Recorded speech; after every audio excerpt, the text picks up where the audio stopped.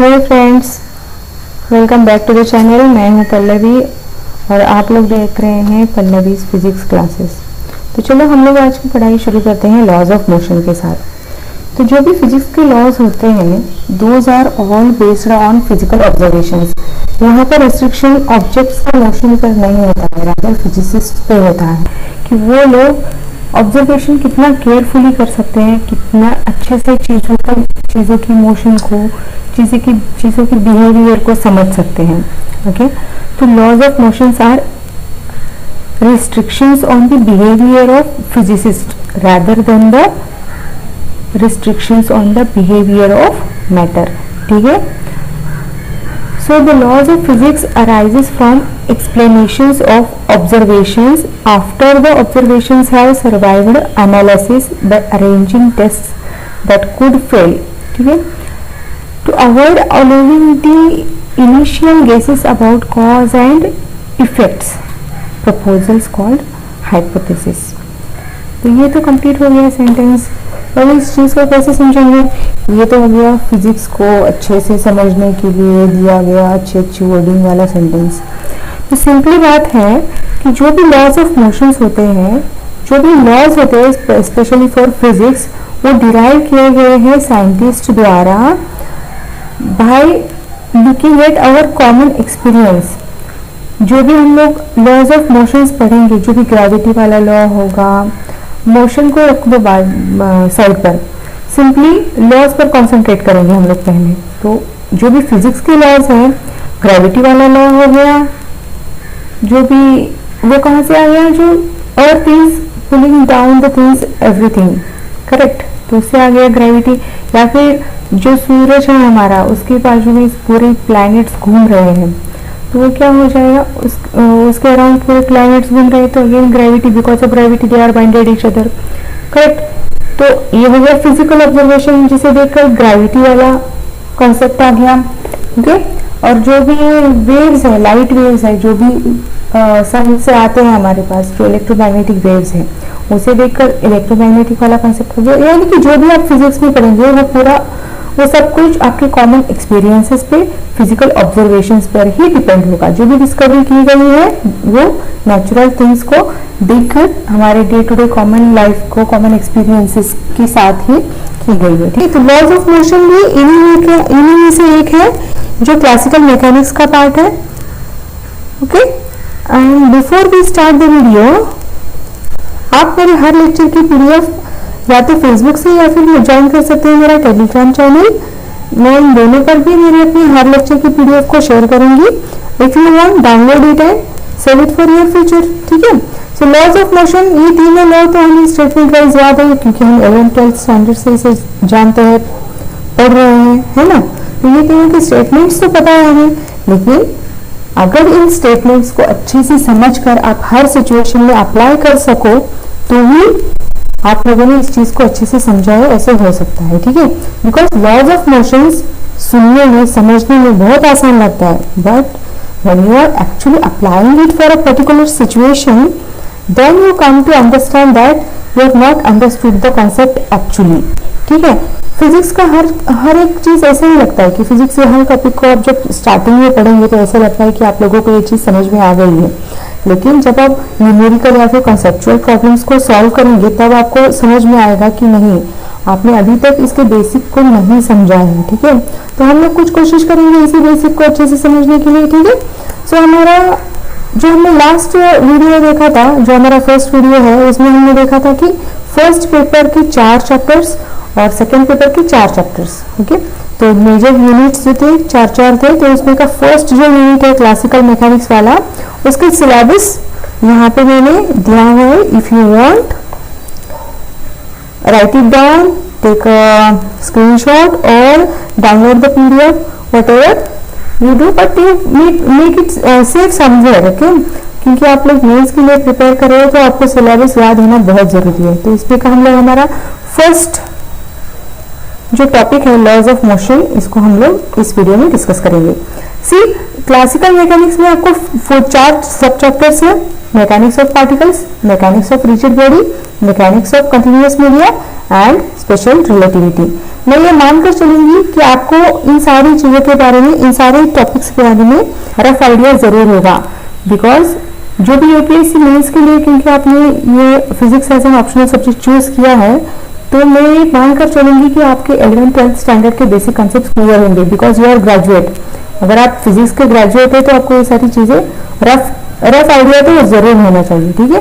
तो चलो, and one more thing, don't confuse if somebody says Newtonian mechanics, तो classical mechanics को Newtonian mechanics भी कहा जाता है। तो लॉज ऑफ मोशन का इंट्रोडक्टरी पार्ट हम लोग समझ लेते हैं। सी, अब तक जैसे आप लोगों ने आंसर शीट लिखा है फॉर बीएससी और if you R post graduate for MSc, कि कुछ डायरेक्टली क्वेश्चन पूछा गया तो डायरेक्टली डेफिनेशन हो गया, फिर उसका एक्सप्लेनेशन आ गया, फिर उसका डेरिवेशन आ गया, and finally you are write down the formula. लेकिन यहाँ पे ऐसा नहीं होता है, क्योंकि यूपीएससी में मे बी कंसेप्चुअल प्रॉब्लम आ गया, मे बी न्यूमेरिकल प्रॉब्लम आ गया, या फिर आपको डायरेक्टली थ्योरी पूछा जाए, कुछ आप कह नहीं सकते, इसलिए आपको हर चीज की आइडिया होना बहुत जरूरी है।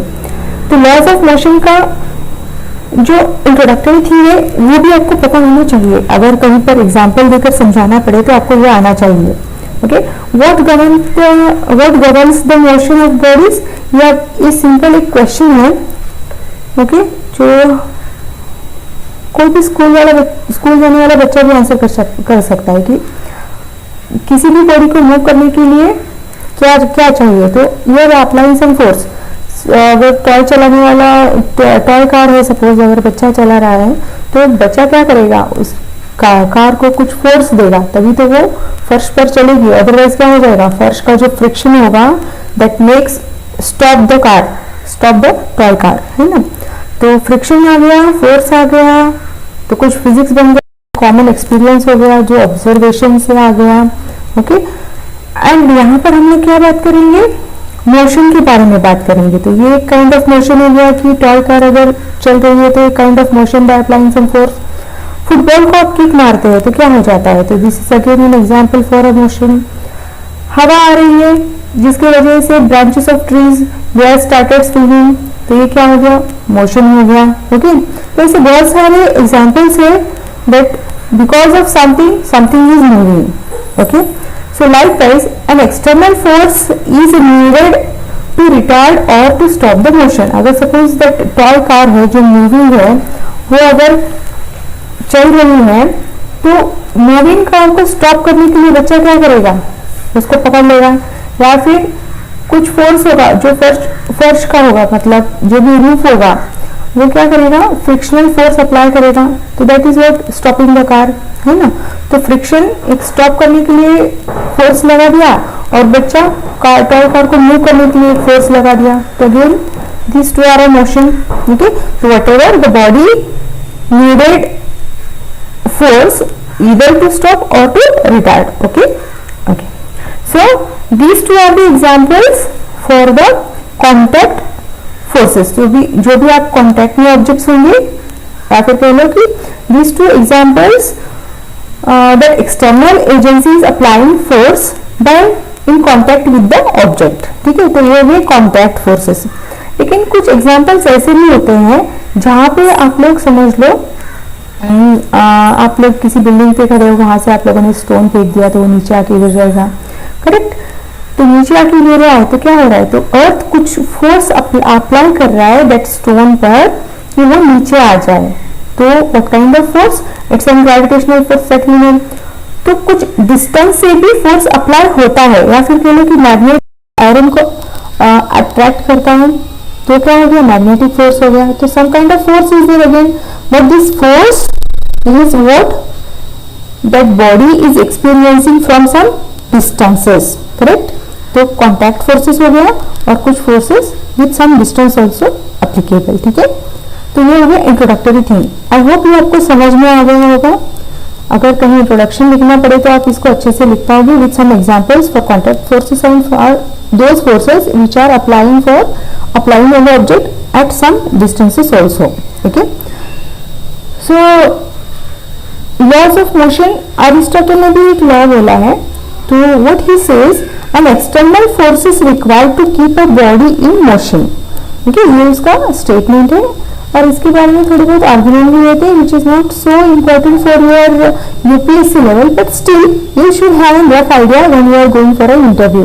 तो वहां पर आपको कुछ पूछा जा सकता है इसके ऊपर, तो एक रफ आइडिया होना जरूरी है, चाहिए तो पढ़ लो, अदरवाइज ये चीज आपके 11th स्टैंडर्ड बुक में भी दी हुई है, तो मैं मान के चलूंगी कि ये चीज आपको पता है, ठीक है।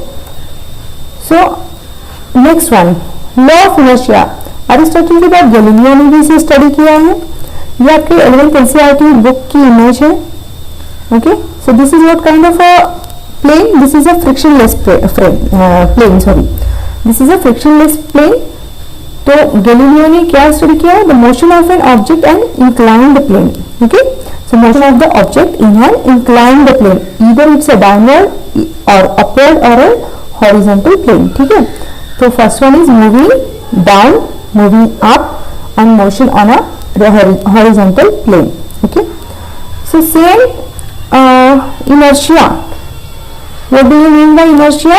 Inertia means resistance to change, okay.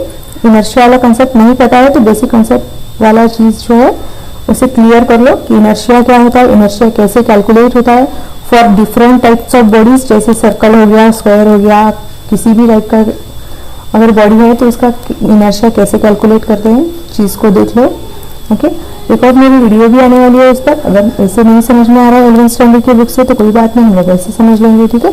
But still at this level you should know this concept कि आपको इनर्शिया कैसे कैलकुलेट करना है, अदरवाइज आगे फिर इनर्शिया का कॉन्सेप्ट है वहां पर भी हम लोग इसे अच्छे से समझेंगे, ठीक है, ओके। सिंपली याद रख लो, inertia means what, resistance to change, ठीक है, okay. So now Newton's first law of motion. What is Newton's first law of motion?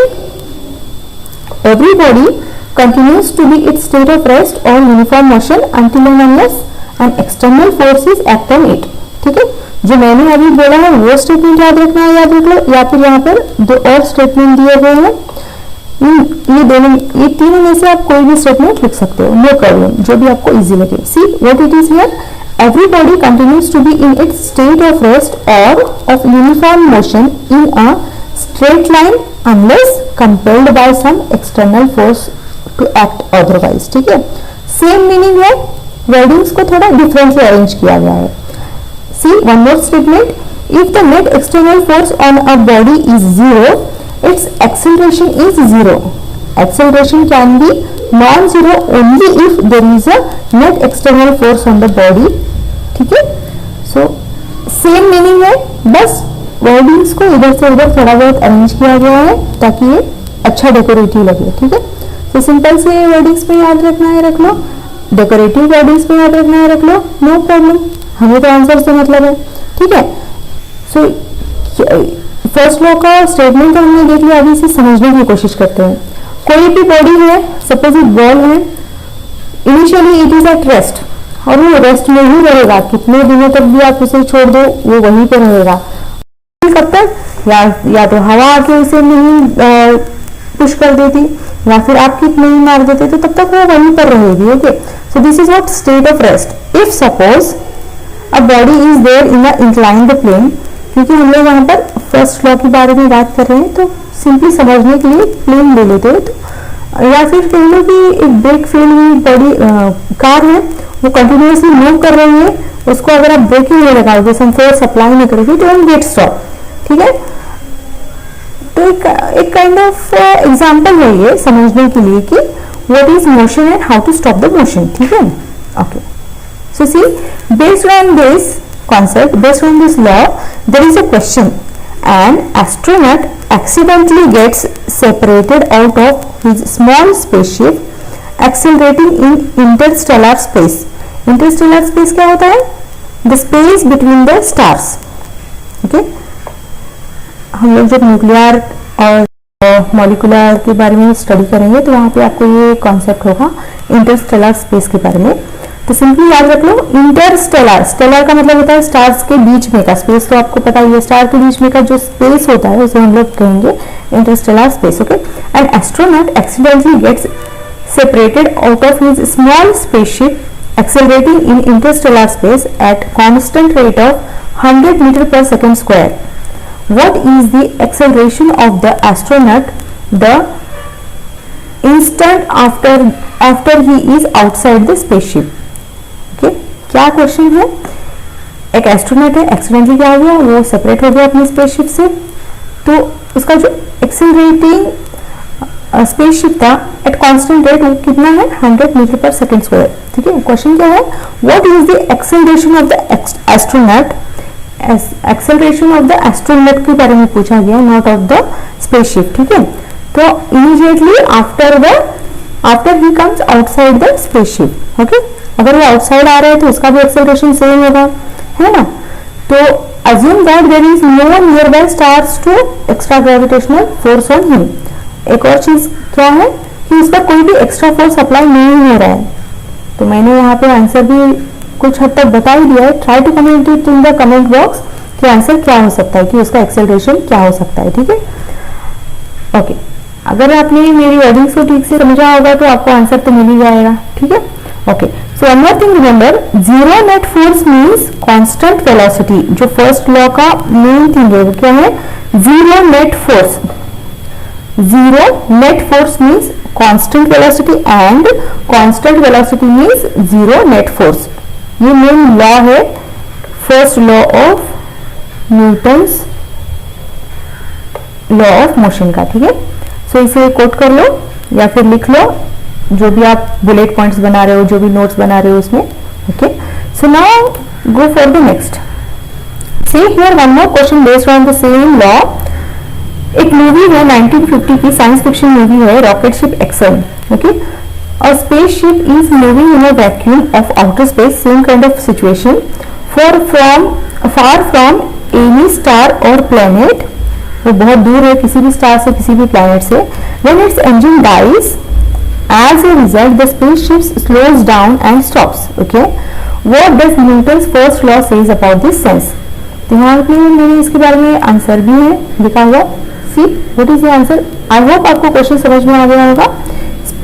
एक मूवी में क्या हो रहा है, स्पेसशिप है, उसका इधर नहीं है आउटर स्पेस, मतलब उसके ऊपर कोई भी gravitational extra gravitational force apply नहीं हो रहा है. Okay, when its engine dies, जब उसका इंजन खराब हो जाता है तो एज ए रिजल्ट क्या हो जाएगा, spaceship slows down and stops. ठीक है, so what does Newton first law says about this thing. तो इस सिचुएशन के बारे में न्यूटन्स लॉ क्या एक्सप्लेन करता है. अगर लॉ आपको अच्छे से समझ में आ गया है तो आप इस क्वेश्चन को अच्छे से आंसर कर पाएंगे. ठीक है, सी आंसर क्या बताता है, after the engine dies there are no forces acting on the spaceship. Correct, because there is no extra gravitational force. कोई स्टार नहीं है, कोई प्लेनेट नहीं है स्पेसशिप के आसपास, तो कोई भी एक्स्ट्रा फोर्स उस पर अप्लाई नहीं हो रहा है. Okay, which governs that object to move. Okay, so according to Newton's first law it will not stop but will continue to move in a straight line with constant speed. ठीक है, जो first law है वो क्या है, the body will be at rest or will be in uniform motion until and unless an extra force is applied to it. Correct, यहाँ पे extra force apply नहीं हो रहा है तो बॉडी क्या करेगी, यूनिफॉर्म मोशन में ही रहेगी, since it is initially in the uniform motion before engine dies. ठीक है, सिंस ऐसे बहुत सारी मूवी है जो एक्चुअल साइंस फिक्शन बेस्ड है, लेकिन ये जो मूवी है ये ऐसी कोई साइंस फिक्शन मूवी नहीं है, ऐसे ही थोड़ा बहुत आर्टिफिशियल थिंग्स बना दिए हैं. ओके, सो ये जो आंसर अगर आपको समझ में आ गया तो डेफिनेटली आप इस क्वेश्चन को भी आंसर कर पाएंगे. Okay, so see one more question, try to answer this in the comment box. You are driving a car on a straight testing car, sorry, you are driving a car on a straight testing track at a constant speed of 250 km per hour. You pass a 1971 car doing a constant 75 km per hour journey. On which car is the net force greater? So you have to calculate in which car, either this Mercedes car or Volkswagen car, which one is the, in which one the net force is greater. To calculate force for this car using this value and calculate force with this value and try to answer which one is the greater. Okay, so simple formula use करना है। Distance, जो भी आप distance, velocity, speed, जो भी displacement, वो जो simple वाले फॉर्मूले है उसी में से एक फॉर्मूला चूज करना है। अगर आप फॉर्मूला चूज करने में सफल हो जाते हैं तो समझ लो कि आपने इसको अच्छे से समझा है। ठीक है, तो सिंपल सा क्वेश्चन है, सिंपल सा आंसर है। Try to answer it in the comment box. ठीक है, okay. Now we will see the second law of motion. First law समझ लिया। आई होप ये जो भी 2-3 क्वेश्चंस हम लोगों ने यहाँ पे स्टडी किए हैं उसे आप लोग अच्छे से, 2 न्यूमेरिकल है एंड दिस वन, ये क्वेश्चन जो अभी है ना, ये numerical as well as conceptual based है। ये जो क्वेश्चन है कंप्लीटली कंसेप्चुअल बेस्ड है और ये जो क्वेश्चन है ये कंप्लीटली न्यूमेरिकल बेस्ड है। अगर ये चीज भी आप लोग सेपरेट करना अच्छे से सीख जाओगे तो you are at right track. Okay, so now we will see Newton's second law of motion. Newton second law of motion क्या कहता है? If a net external force acts on a body, the body accelerates. Okay, अगर आप किसी body पर external force डालते हो तो दैट बॉडी स्टार्ट्स एक्सेलरेट करना शुरू कर देती है। Okay, the direction of acceleration is the same as the direction of the force, यानी कि जिस डायरेक्शन में आपने फोर्स अप्लाई किया है बॉडी भी उसी डायरेक्शन में एक्सेलरेट करेगी। ठीक है, the mass of the body times the acceleration of the body equals the net force vector. ठीक है, तो ये जो चीज है ना, अगर ये आपको हार्ड लग रही है याद रखने के लिए, सो इतना तो ठीक है, इतना कैसे याद रखोगे? So if a net external force acts on a body, the body accelerates, है ना। ये तो कॉमन चीज है कि बॉडी पे एक्सटर्नल फोर्स अप्लाई करे तो बॉडी एक्सेलरेट करना शुरू करेगी। किस डायरेक्शन में करेगी? In the direction of applied force. Okay, so see the mass of the body times, ये क्या है? Mass of the body times का मतलब होता है multiplication the acceleration of the body, mass of the body, acceleration of the body equals the net force vector। ठीक है, ये बात समझ में आ गई। या फिर the mass of the body is directly proportional to the net force and inversely proportional to the acceleration, or the acceleration is directly proportional to the net force and inversely proportional to the mass of the body। ठीक है, simple सी चीज है, F equal to M. ये तो हम लोग सभी जानते हैं कि बहुत सिंपल है, लेकिन इसे अप्लाई करना उतना मुश्किल नहीं है, लेकिन but it is little bit complicated if you make it, because सही सिचुएशन पे सही लॉ अप्लाई करना आना चाहिए। Okay, we will understand the same thing with 2 examples. See, for a body of a given mass m, the magnitude of the body's acceleration is directly proportional to the magnitude of the net force acting on a body। जो भी हमने ये formulas लिखे हैं उसी का कुछ explanation जैसा है, या फिर कह लो कि ये फॉर्मूले की वर्डिंग्स है यहाँ पर। ठीक है, and one more thing, whenever you right a formula you should try to write wordings for the formula, whatever what kind of formula doesn't matter, but you should know the wordings in physics। अगर आप ये दोनों भी करते हो तो आप लोग, अगर ये कर पाते हो आप, तो बहुत अच्छी बात है। ठीक है, सो सी यहाँ पर ये जो फर्स्ट फिगर है उसमें क्या दिया गया है कि मास है, एक बॉडी है, उसका मास m है, and a force is there, कि कुछ फोर्स अप्लाई कर रहे हैं, in which direction? In right hand side. ठीक है, तो क्या है? Force is what? F1, and because of this force F you are getting some acceleration A। ठीक है, सो सी अगेन मास है लेकिन फोर्स जो है वो डबल हो गया है। सो अगर फोर्स डबल हो रहा है तो एक्सेलरेशन भी डबल हो रहा है। And in third one what it is कि फोर्स को हाफ किया गया है। अगर फोर्स को हाफ किया गया है तो सी एक्सेलरेशन भी हाफ हो रहा है। See mass is the same but force what you are applying is different। since you are applying different forces, your body start accelerating in different magnitudes। ठीक है, ओके, मैग्नीट्यूड का मतलब क्या होता है? एक सिंपल न्यूमेरिकल वैल्यू। ठीक है, एंड यहाँ पर एक और एग्जांपल है जहाँ पे मास वैरी कर रहा है। यहाँ पे क्या वैरी कर रहा था? फोर्स वैरी कर रहा था, and in this example mass is varying. See here m1 mass is there, जिसके लिए कांस्टेंट फोर्स अप्लाई कर रहे हो तो एक्सेलरेशन भी सेम है। ओके, कांस्टेंट फोर्स है for second mass still acceleration same है। ओके, जो जितना भी फोर्स है उतना ही एक्सेलरेट करेगी बॉडी। अगेन यहाँ पर ये दोनों मास को भी कंबाइन कर दिया, still whatever the force you are applying here it is the acceleration. So depends on mass you are getting, sorry, depends on force you are getting acceleration, and acceleration is all multiplied with the mass. See here what it is, applied force F1, you are getting acceleration A1 with mass M1. Here it is applied net force is F. See here forces are same, you are getting different accelerations with different masses, and here what it is F1 F1 F1, that is again same forces is there, but still mass is mass is the same, forces are you are varying the forces and you are getting the different accelerations. ठीक है, क्या मतलब है इसका, जितना भी आप force apply करोगे acceleration of the body depends on the forces. Okay,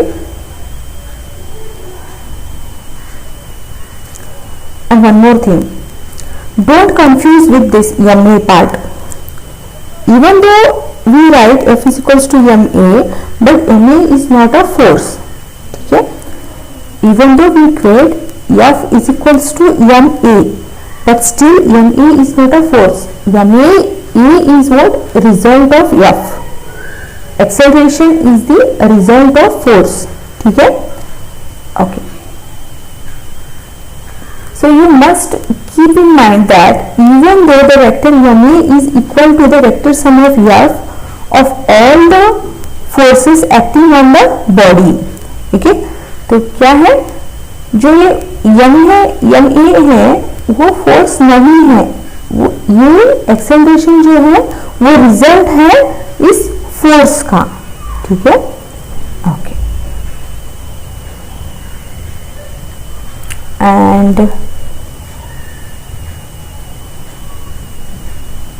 okay, so we will see this Newton's second law with an example. So here it is an example to determine the acceleration from force. तो हमें force given होगा जिससे हमें acceleration calculate करना होगा। A worker applies a constant horizontal force with magnitude 20 N. See here, whenever you have N का मतलब क्या होता है, unit N, unit N is for Newton. Okay, unit N is for Newton. A worker applies a constant horizontal force with magnitude 20 Newton to a box with mass of 40 kg resting on a level floor with negligible friction. What is the acceleration of the box? You have to calculate acceleration from given mass and force. Okay, now only we saw what it is. We know the force is equals to MA. F is given to us 20 Newton is equals to MA. A we have to calculate, and M is what? M is what? This mass of the box. ठीक है, तो put कर लो सारे values and try to calculate it. Okay.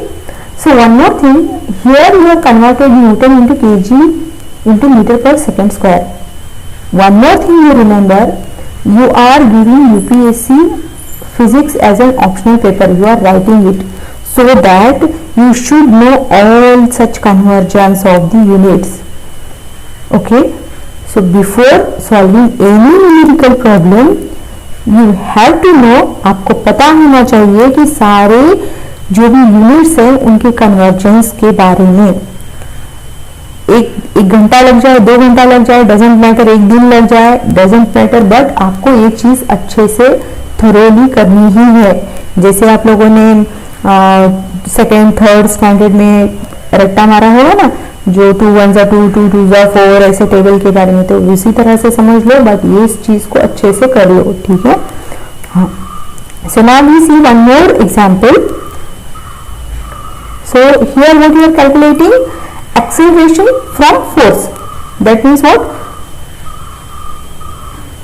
So here what we done, acceleration from force, here force from acceleration, यहाँ पे हम लोग force calculate करेंगे acceleration, given acceleration से। okay, a waitress shows a ketchup bottle with mass of 0.4 kg to her right along a smooth level launch counter.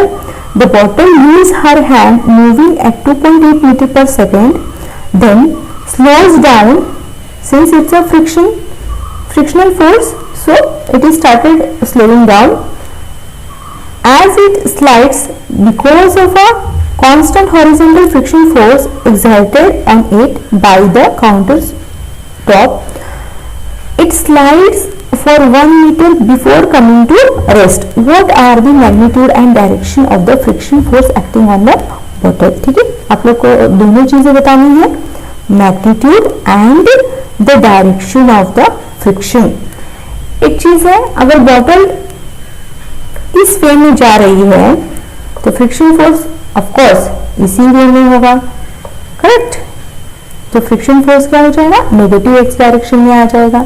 तो एक बात तो समझ में आ गई, जो भी फ्रिक्शन फोर्स है उसका मैग्नीट्यूड क्या हो जाएगा, नेगेटिव हो जाएगा, since it is opposite to the applied direction. Apply इस साइड से किया गया है फोर्स का, and you have to calculate which force, you don't have to calculate this force, rather you have to calculate this friction force जो भी ये counter table apply करेगा इस बोतल पर, ठीक है। तो ये जो केचप बोतल है उसका मास है 0.4 kg, और कुछ bottle leaves her hand moving at 2.8 meter पर सेकेंड, और हमें पता है मीटर पर सेकेंड ये किसका यूनिट है, ये वेलोसिटी का यूनिट है, इसलिए यहाँ पे वेलोसिटी ली गई है सी।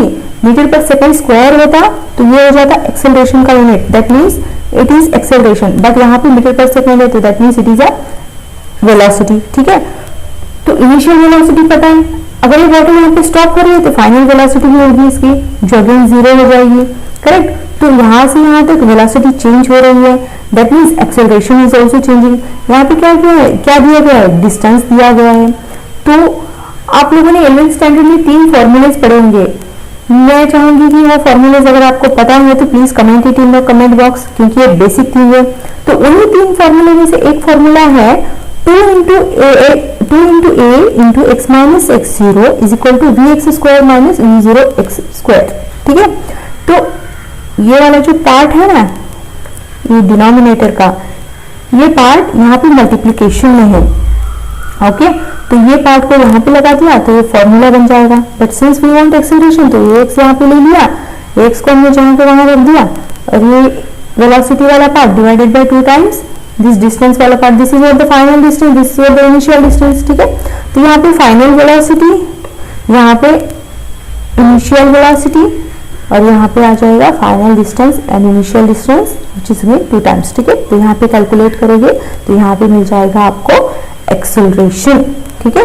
तो इस एक्सेलरेशन को आप लोग यहाँ पे पुट करोगे, f is equals to what, m is what 0.45 kg, and what it is, your calculated acceleration, see this is the negative one, so negative sign indicates what, negative sign indicates the direction, okay।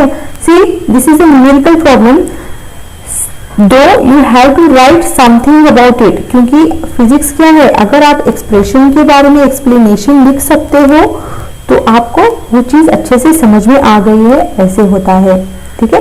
तो यहाँ पे क्या बताया जाएगा, the negative sign shows that the net force on the bottle is towards the left, see bottle is moving towards the right, so that the bottle whatever the force applied is that friction force is towards the left. इतनी सी चीज आपको लिखनी आनी चाहिए।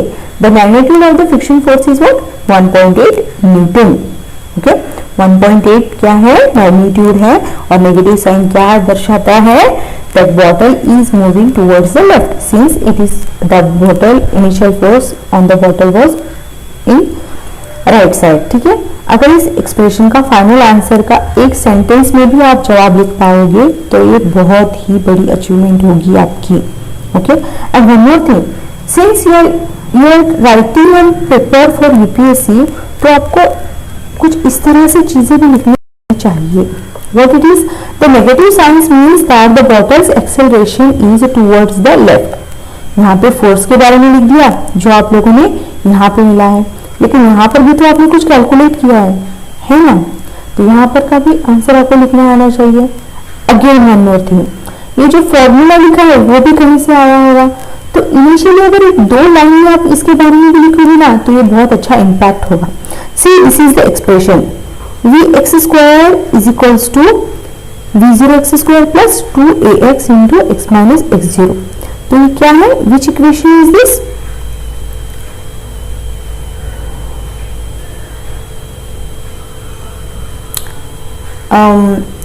Okay अगर इसके बारे में हम लोग एक्सप्लेन करते बैठेंगे तो इसमें बहुत टाइम लग जाएगा। Better you follow my 11th standard video series in which this all 3 these equations are explained और you can go through your NCERTs। ठीक है, तो हम लोग यहाँ पे इसके ज़्यादा एक्सप्लेनेशन के बारे में नहीं टाइम वेस्ट नहीं करेंगे। ठीक है, so see one more thing, don't confuse between mass and weight. These two are different things and have different units. Mass का यूनिट क्या आ जाएगा, either in the gram or in the kilograms. Okay, and weight का क्या आ जाएगा, weight is a kind of force, तो उसका Newton में आ जाएगा। तो this is what the freely falling body, तो freely falling body है तो क्या हो जाएगा, उसका मूव कर रही है तो वेलोसिटी होगी, वेलोसिटी है तो एक्सेलरेशन होगा। एक्सेलरेशन क्या है, since it is moving towards the earth तो एक्सेलरेशन हो जाएगा, acceleration due to gravity g। Okay, the weight of the body is nothing but F is equals to ma. F is what kind of force, m is what mass of the body, g is what acceleration, so mg. F is equals to mg. Mg is nothing but a weight. Okay, now this is one more body of same mass but with zero acceleration and zero force. How it is? See, hanging body. So this is hanged with something so that this body is not moving towards the earth. तो वो वहीं पे है, it is not moving, zero velocity, zero acceleration, force is zero. Okay, but there is no weight should be the zero. See, force zero हो सकता है लेकिन weight zero नहीं हो सकता। Be careful in this. Okay, so body's weights a body's weight acts at all times even though force is zero। ठीक है, see one more conceptual example is there, net force and acceleration in free fall। free fall का मतलब क्या होता है, I hope all of you should know free fall का मतलब क्या होता है कि एक बिल्डिंग पर से आप लोगों ने स्टोन नीचे गिरा दिया, बहुत कॉमन एग्जांपल हो गया, या फिर कह लो कि आपने कॉइन टॉस कर दिया तो कॉइन ऊपर जाएगा और ऊपर से जब वो नीचे आ रहा होता है that is what freely falling. Okay, so इसी एक एग्जांपल है। ओके, ये सिंपल सा एक्सप्लेनेशन है, पढ़ लो एक बार चाहिए तो। Don't confuse between units of mass and weight, ये अभी हमने देखा है, यहाँ पर एक नोट की तरह लगा दिया है जो भी बच्चे पीडीएफ डाउनलोड करते हैं उन बच्चों के लिए। तो with an example this is to be explained. Okay, so one more example mass and weight के ऊपर।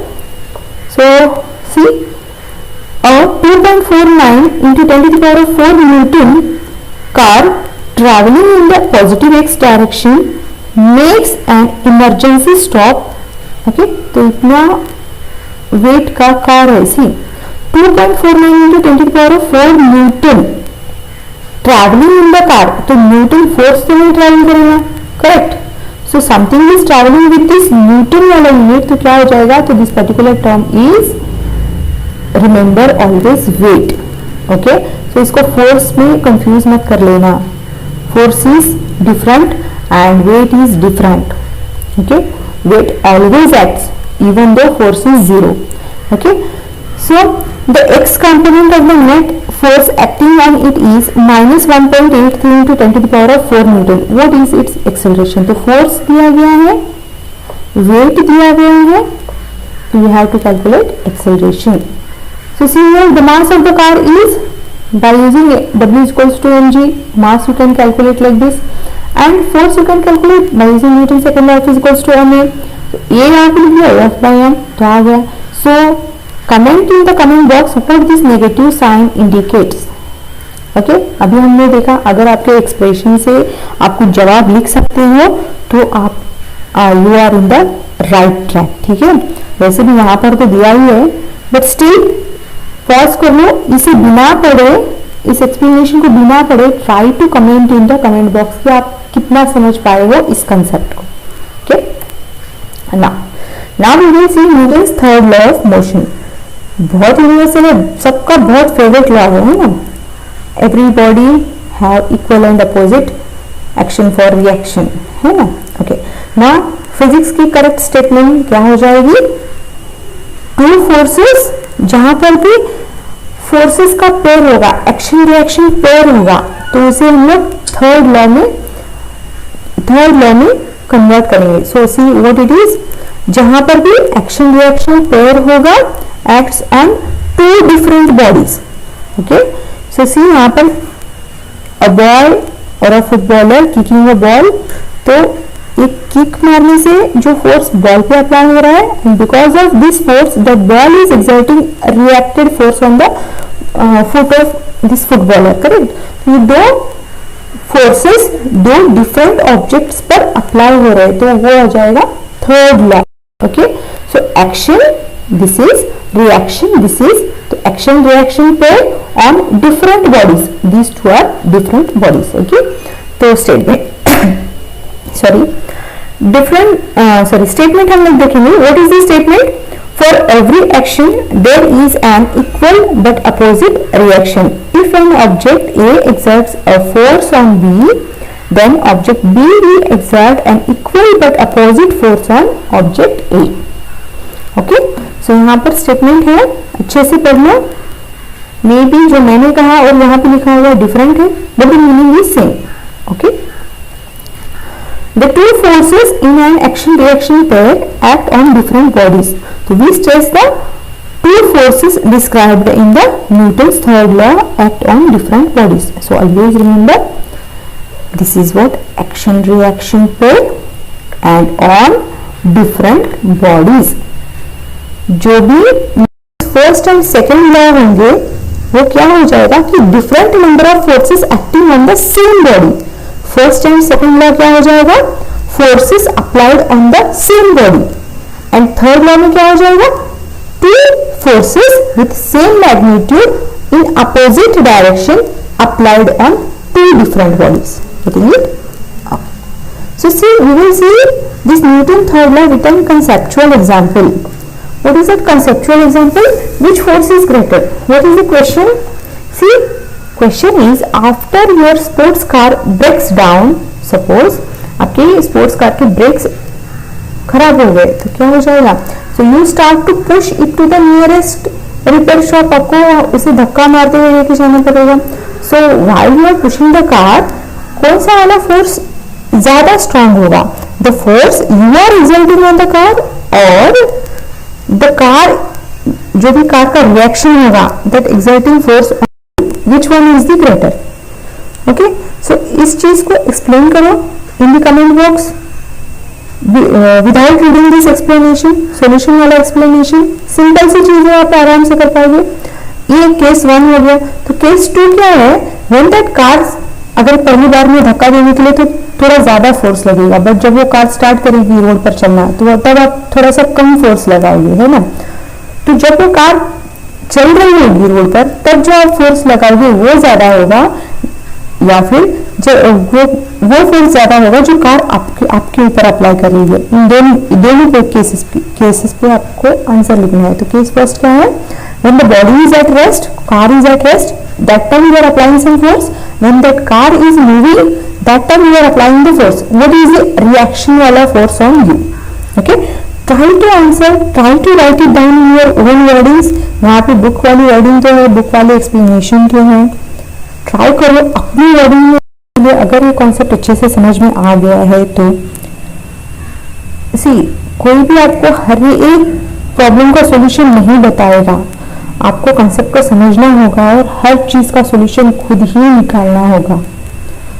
हर क्वेश्चन को हम लोग यहाँ पे डिस्कस नहीं कर सकते हैं, लेकिन हर एक कंसेप्ट को हम लोग यहाँ पे डिस्कस जरूर कर सकते हैं। तो हम लोग यहाँ पे कंसेप्ट ही डिस्कस करेंगे, डिफरेंट प्रॉब्लम्स देखेंगे, मैक्सिमम प्रॉब्लम्स देखेंगे, सिमिलर वाले प्रॉब्लम्स भी देखेंगे, लेकिन इसके लिए आपका भी रिएक्शन होना उतना ही जरूरी है। जितना मेरा एक्शन जरूरी है उतना आपका रिएक्शन भी जरूरी है। देखेंगे कि मेरा फोर्स ज्यादा है या आपका रिएक्शन वाला फोर्स ज्यादा है। ठीक है, try to comment it in your own wordings rather than books wordings, ठीक है, क्योंकि ये आपका एक आंसर भी बन जाएगा कि सपोज इस तरह से कुछ क्वेश्चन आ गया कंसेप्चुअल और इसमें सपोज थोड़ा बहुत न्यूमेरिकल डाल दिया, आपको पूछा गया सम फॉर्मूलेस के लिए, तब भी आपको लिखना आना चाहिए.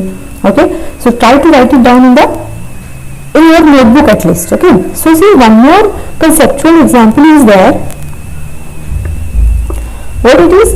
Applying Newton's third law on the object at rest. So we will see one problem, object at rest, and one is object is moving. See, an apple sits at rest on a table. Apple एक table के ऊपर रखा हुआ है in equilibrium. What force acts on the apple? तो कौन से forces है हमें फाइंड आउट करना है कि how many forces are there which are applying on this apple, या फिर कौन से फोर्स अफेक्ट कर रहे हैं इस एप्पल पर जो भी टेबल पे रखा हुआ है. ओके, फर्स्ट वाला क्वेश्चन हो गया. सेकंड क्वेश्चन क्या है? What is the reaction force to each of the forces acting on the apple? Apple का रिएक्शन फोर्स क्या है जो भी फोर्सेस उस पर अप्लाई हो रहे हैं इसके अपोजिट पे. सेकंड क्वेश्चन समझ में आ गया. ओके, थर्ड वन क्या है? What are the action reaction pairs? So first what you suppose to find out? You suppose to find out how many forces are acting on the apple. So ये है case, क्या है? Table पर Apple रखा हुआ है. सी, table पर रखा हुआ है एप्पल मीन्स व्हाट? टेबल कुछ फोर्स अप्लाई कर रहे हैं. Okay, now we will see how many forces are applying on this apple. Okay, हम लोग यहाँ पे ट्राई करेंगे कि इस एप्पल पर कौन से फोर्स अप्लाई कर रहे हैं वो जानने की कोशिश करेंगे. इस एप्पल पर टेबल कुछ फोर्स अप्लाई कर रहे हैं. ओके, और इस एप्पल पर अर्थ भी कुछ अप्लाई कर रहा है फोर्स. ओके, तो कौन सी फोर्स हो गए? दो फोर्सेस हो गए जो अप्लाई कर रहे हैं, जो फोर्स कर रहे हैं, जो भी अप्लाई हो रहा है एप्पल पर. कौन सा है? Due to this table and due to the earth. Okay, now we will see one more case जहां पर हम भी सेकंड वाला क्वेश्चन क्या है? What is the reaction force to each of the forces acting on the apple? तो हम लोगों ने क्या फाइंड आउट करना है? क्वेश्चन का answer what it is, whatever this solution is there, जो भी यहाँ पे एक्सप्लेनेशन है उसको हम सिंपल इस फिगर से जानने की कोशिश कर रहे हैं. ठीक है, तो क्या है? फर्स्ट वाला ये केस है, Apple is rest on the table. उसके बाद क्या पूछा गया है कि कौन से फोर्सेस अप्लाई हो रहे हैं इस एप्पल पर? अर्थ अप्लाई कर रहा है, टेबल अप्लाई कर रहा है. रिएक्शन में एप्पल क्या कर रहा है? टेबल पर भी फोर्स अप्लाई कर रहा है, अर्थ पर भी फोर्स अप्लाई कर रहा है. ओके, नाउ क्या फाइंड आउट करना है कि एक्शन रिएक्शन पेयर्स कौन से है. सी, एक्शन रिएक्शन पेयर्स कौन सा हो जाएगा? Table on apple, apple on table. Okay, so ये टेबल पर फोर्स अप्लाई कर रहा है एप्पल और टेबल भी अप्लाई कर रहा है फोर्स ऑन एप्पल, तो ये हो गया एक action reaction pair. Okay, now you remove the table, तब क्या हो जाएगा? एप्पल अर्थ पर अप्लाई कर रहा है और अर्थ एप्पल पर अप्लाई कर रहा है. ओके, समझ में आ गई बात? ओके, एक्शन रिएक्शन पेयर्स कौन से हैं समझ में आ गए? Action reaction pairs are this one and this one. Okay, action reaction pairs समझ में आ गया? Newton third law conceptual problems है. Okay, this is what conceptual problem. So same thing यहाँ पर भी एक्सप्लेन किया हुआ है. So see again,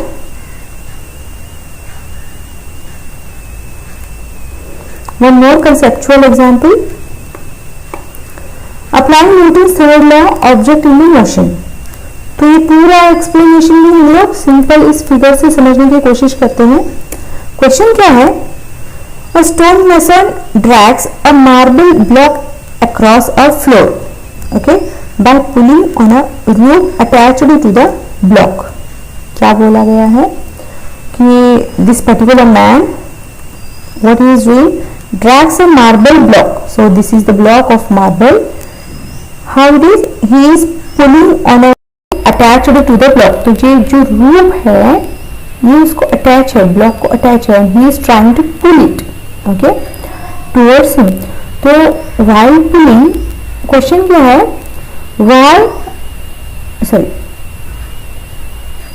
I think we are wrong. हाँ, A strong mason drags a marble block across a floor by pulling on a rope attached to the block. The block is not necessarily in equilibrium. How are the various forces related? Again same है कि how various forces, we have to find out now various forces. ठीक है, first our task is to find out various forces acting on. Okay, what are the action reaction pairs? Same question है, action reaction pairs find out करना है कि कौन से forces है वो भी फाइंड आउट करना है. ठीक है, so see what it is. This is the block, this is the man and this is the floor. Suppose हम लोग ब्लॉक को बी एंड रूफ को R and for man M इस तरह से सिंबल ले लेते हैं. Now this is the block, this is the roof and this is the mason. तो क्या कर रहा है, तो he is trying to pull this block. अभी देखो, block is applying some force on R, R is applying some force on B, correct? So ये how many forces, just count. Okay, B on R and R on B, two forces. R on M and M on R, again two forces, total 4. One more thing, B on M and M on B. Okay, so total 6 forces were there in this situation. ठीक है, now we find out how many forces. Now we will see action reaction pairs. Okay, तो action reaction pairs कैसे आ जाएंगे, R on M and M on R. ठीक है, तो ये हो गया एक action reaction pair. One more, B on R and R on B, ये एक और हो गया action reaction pair. Action reaction pair होता क्या है, that you are applying some force, that body is applying some force, action for reaction. अगर यम कुछ फोर्स अप्लाई करेगा रूप पर तो रूप भी तो कुछ करेगा.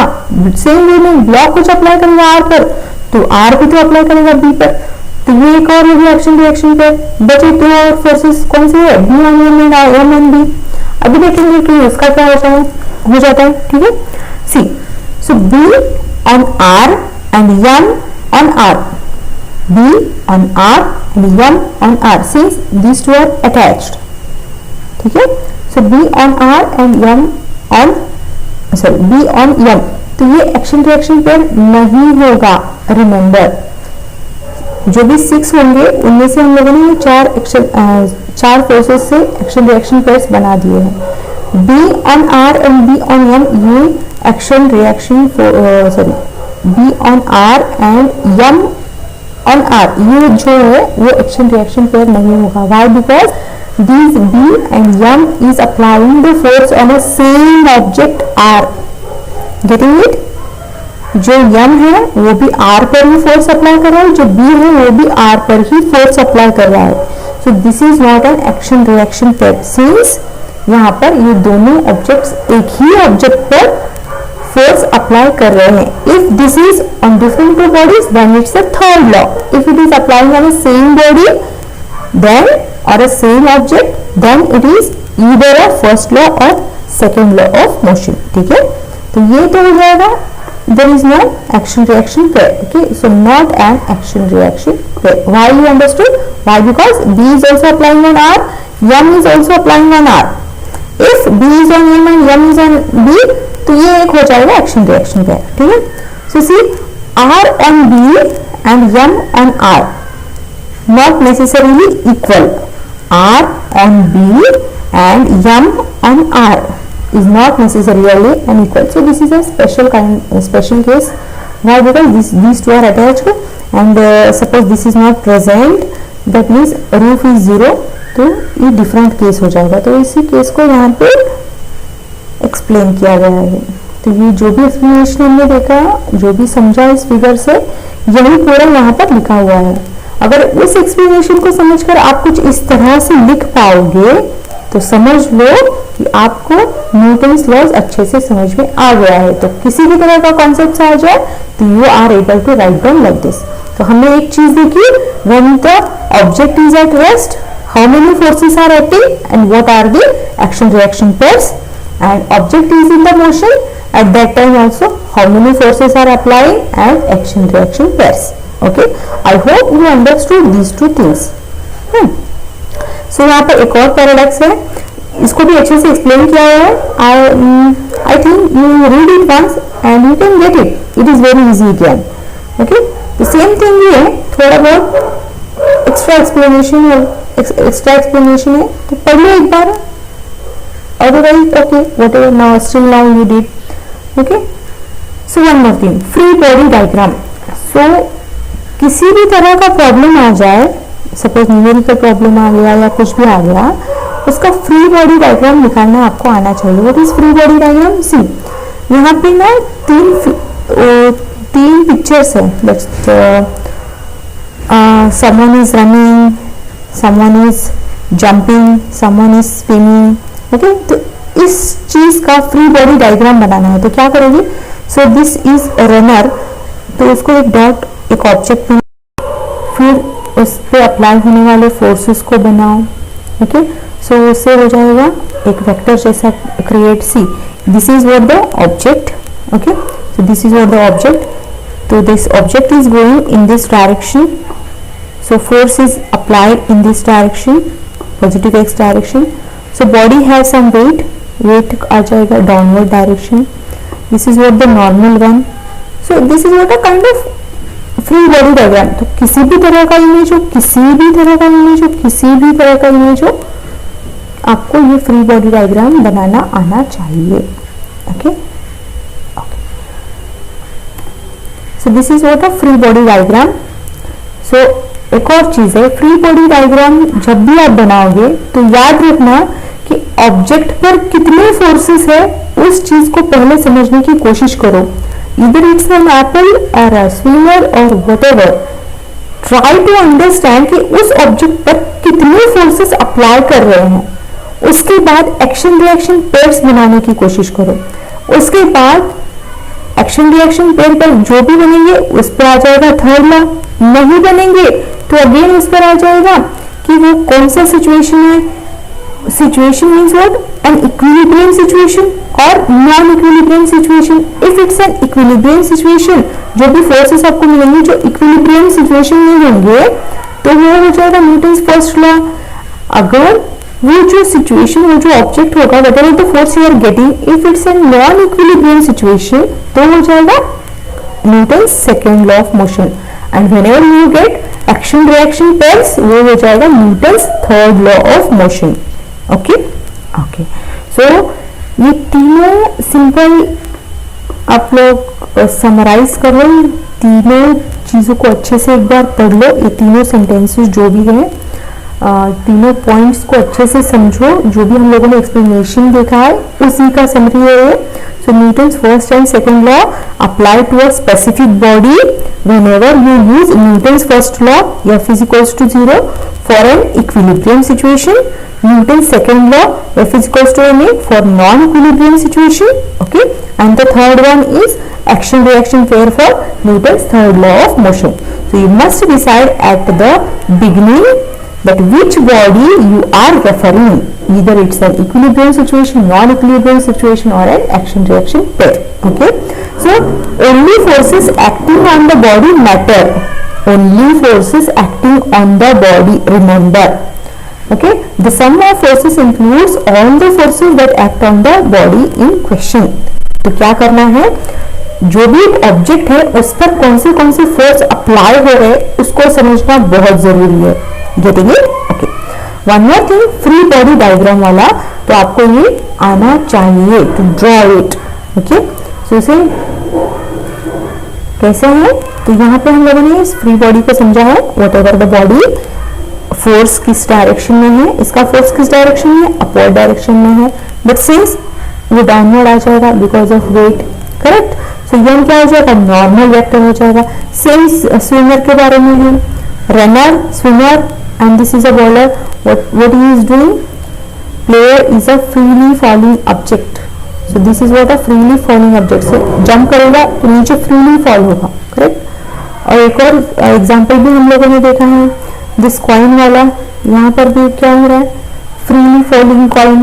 ओके, तो फ्री फॉल थिंग्स का रफ डायग्राम बनाना आपको आना चाहिए। ओके, सो अगर आप लोगों ने ये तीनों लॉ को अच्छे से समझा है तो आई होप आप इस क्वेश्चन को भी आसानी से आंसर कर पाएंगे. Test your understanding by answering the question that the buoyancy force shown in the figure C, this swimmer is 1/2 of an action reaction pair.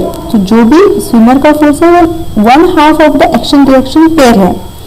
Okay, what force is the other half of this pair?